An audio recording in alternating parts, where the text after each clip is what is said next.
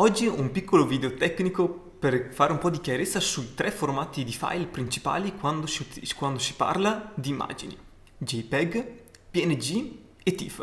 Se conosci benissimo questi tre termini e sai esattamente l'utilizzo di ognuno di essi, ti invito a saltare questo video perché potrebbe essere una palla noiosa. Se invece non sai bene i diversi utilizzi di questo file, bene, ti invito a vedere questo video perché potrebbe essere molto utile dal punto di vista personale e soprattutto dal punto di vista lavorativo. Andiamo un pochino per ordine. JPEG è il formato più utilizzato quando si tratta di immagini.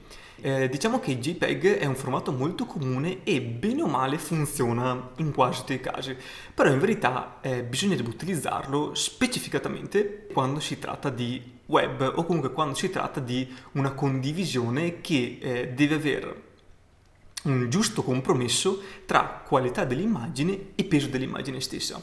Quindi, ad esempio, andando su un caso pratico, se state caricando delle immagini sul vostro sito web, molto probabilmente, dato che una pagina web richiede una tempistica di caricamento molto veloce, se no accidenti Google me la penalizzi, deve essere quindi un'immagine che ha una caratteristica, da un dettaglio abbastanza qualitativo, ma al tempo stesso mi deve avere un peso abbastanza basso. Quindi JPEG di solito è lo strumento migliore, il formato di file che si utilizza quando si vuole avere un peso adeguato della fotografia medio-basso e da una qualità medio-alta. In generale JPEG è un formato pronto, cotto e mangiato, quindi non è proprio un file consigliato per fare delle lavorazioni secondarie o comunque per una stampa di alta qualità. Facciamo un passettino in più. Ma se JPEG serve a quasi tutto, PNG a cosa servirà mai? PNG diciamo che è un pochino il fratello del JPEG. Intanto ha una caratteristica principale che il JPEG non conserva, ossia trattiene le trasparenze dello sfondo. Quindi se ad esempio state scontrando un'immagine per essere applicata su un fondo colorato, se quell'immagine elaborata in Photoshop e la salvate in JPEG, il fondo risulterà bianco, mentre se lo salvate in PNG tratterrà la trasparenza, quindi non ci sarà un fondo, bensì tipo avrete la trasparenza attorno all'immagine scontorata. Quindi prima caratteristica principale, sicuramente il trattenere lo sfondo.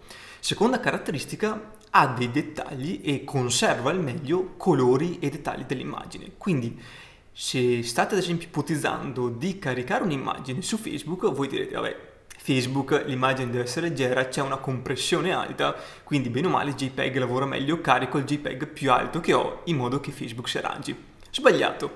Se volete tenere un'immagine ad esempio di qualità sui social, la cosa migliore è utilizzare un formato PNG, quindi un file che trattiene al suo interno più dettagli e meno compressione dal punto di vista cromatico, però al tempo stesso ridimensionarlo con le dimensioni corrette. Quindi se ad esempio sappiamo già che Instagram ad esempio lavora bene o male attorno ai 1080-1100 pixel di lunghezza massima, adesso non mi ricordo la lunghezza esatta perché perché ho una memoria da pesce rosso, però facciamo il caso che sia 1100 per fare il conto tondo.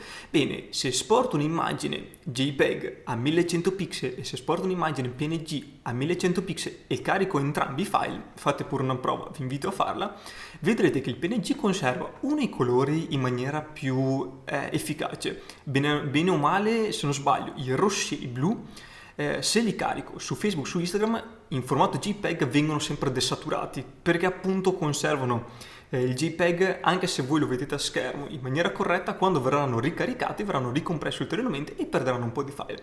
PNG invece conserva una maggior qualità, quindi PNG ha senso quando dobbiamo esportare un'immagine di una risoluzione non tanto alta, ma vogliamo conservare un formato di ottima qualità sia a livello cromatico che a livello di dettagli. Quindi JPEG un po' dappertutto, PNG inizia a diventare un po' specifico quando mi servono o le trasparenze o so esattamente dove lo devo caricare, quindi gli faccio un dimensionamento corretto. Ultima nota sul PNG: se ad esempio esporto un PNG alla massima dimensione del mio file originale in RAW e lo stesso file lo esporto in JPEG, avremo due pesi completamente diversi. JPEG continuerà a pesare attorno, ad esempio faccio un esempio, sulla mia Asset 3, un JPEG esportato alla massima risoluzione, siamo attorno ai 10-15 mega, un PNG della stessa risoluzione può pesare dal doppio in su. Bene, se non vi siete ancora addormentati fino a qua, ultima cosa molto importante, il formato TIFF. TIFF non è un formato di uso comune, semplicemente perché è molto pesante da gestire, proprio di per sé il file è molto elaborato e molto complesso ed è difficile da spedire. Generalmente un TIFF pesa sempre 1000 milioni di mega e nessuno te li spedirà mai, comunque richiede delle spedizioni via WeTransfer, via FileMail, insomma è comunque una sbatta in più rispetto all'utilizzo JPEG e PNG. Però TIFF è il formato, quando passiamo da RAW a TIFF, è il formato che conserva la maggior parte delle informazioni, quindi JPEG e PNG in confronto sono molto più bassi a livello di informazioni stesse del file, e se so già che sarà una stampa di qualità molto alta, beh, io consiglio di passare sicuramente per il TIFF, perché è il file che sicuramente vi darà delle performance migliori a livello di stampa. Utilizzare un TIFF a livello invece web non ha assolutamente nessun senso, perché il file pesa così tanto che ora che il vostro sito carica ed elabora quel tipo di file per essere visto dal visualizzatore, il visitatore ha cambiato sicuramente sito. Quindi TIFF si utilizza quando si parla di stampa di qualità, ad esempio una stampa fine art.